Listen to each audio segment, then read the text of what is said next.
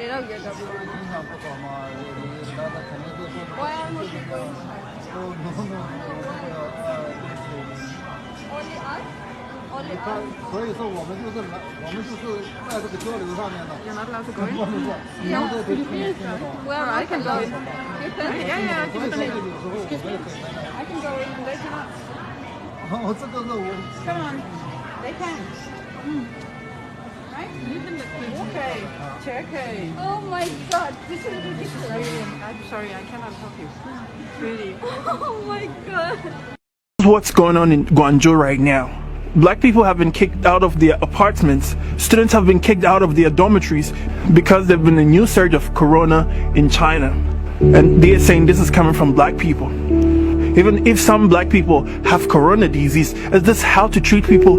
They made these people pay 6 months rent and now they've kicked them out of their rooms. They're literally sleeping on the street. This is not how to treat people. We are not animals. We are not dogs. There are many Chinese in Africa, but we don't treat them like this. No. When this pandemic was going on, when this outbreak was still going on in China, Africa was still welcoming Chinese into our continent. We were welcoming them into our various countries. So how come you're treating people like this? Brenda, not her real name, has been living in China since 2017. Earlier this week, she was kicked out of her home without any explanation. And just like any other person in a foreign country, the embassy is usually the next resort. For her, it was the Kenyan embassy. I didn't have a place to go. I had to sleep outside. Yes, I did sleep outside. The next day they came. I tried calling them. They were not actually responding to my call. What they told me, go to the police. I did that. After staying at the police station for a maximum of 3 good hours, they told me that we are sorry, we cannot help. She reached a dead end after 2 days of sleeping outside the embassy, a situation that many like her from other African nations have found themselves in. This video shows Chinese police officers escorting people of African descent from a place they had set apart for themselves. I know of 2 pregnant ladies. One is 8 months pregnant, the other is 6 months pregnant.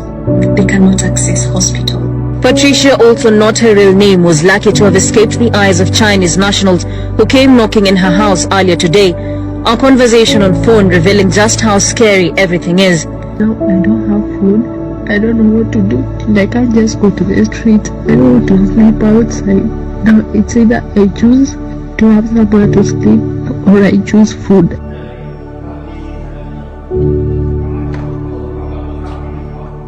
So our landlord gave us an hour quick notice. Can you imagine?